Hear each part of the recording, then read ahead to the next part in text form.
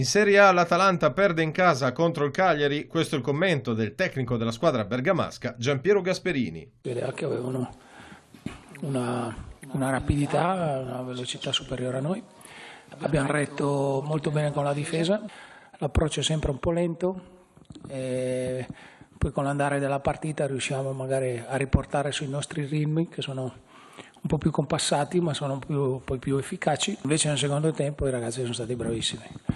Questa dimostrazione che fisicamente stavamo bene, era facile in inferiorità numerica. Secondo tempo la testa era giusta, qualche episodio è stato, che ci ha penalizzato è stato il primo tempo, tipo l'espulsione. Il Milan perde a San Siro contro la Lazio 2-1, questo è il commento a fine gara del tecnico rossonero Stefano Pioli. 70 minuti mi sembrano pochi, mi sembrano fino al gol loro, quindi 84esimo, quando abbiamo preso? Quindi 84esimo. Il gol ha deciso la partita ed è un peccato per come l'abbiamo subito, perché forse potevamo subire forse un gol in più forse nel primo tempo, dove la Lazio grazie alla propria qualità, propria abilità ci aveva creato difficoltà come noi avevamo creato loro. Era un momento della partita dove eravamo anche piazzati bene e purtroppo non abbiamo difeso bene la situazione dove avevamo in superiorità numerica, quello è un grave errore. Che forse siamo calati un po', ci può anche stare. Non ho detto niente ai giocatori, non ho detto niente in conferenza stampa ieri, non voglio attaccarmi a niente, ma aver avuto un giorno almeno di riposo rispetto all'Azio non è sicuramente giusto e chi fa i calendari dovrebbe rispettare molto il Milan, credo.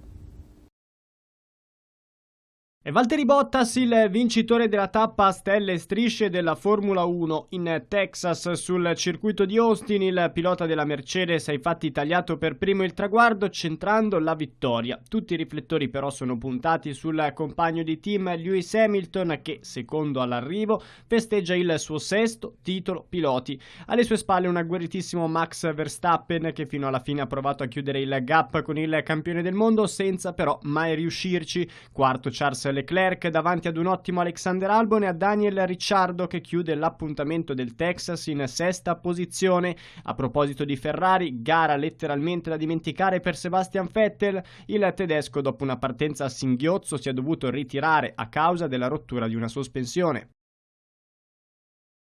Nel penultimo appuntamento stagionale della MotoGP, Maverick Viñales conquista il Gran Premio di Malesia 2019. Successo meritato per lo spagnolo della Yamaha che precede il campione ridato della Honda Marc Marquez ed un super Andrea Dovizioso, terzo davanti ad un convincente Valentino Rossi. Deludenti invece le due Yamaha Petronas di Morbidelli e Quartararo. Il 17 novembre, ultima corsa dell'anno a Valencia.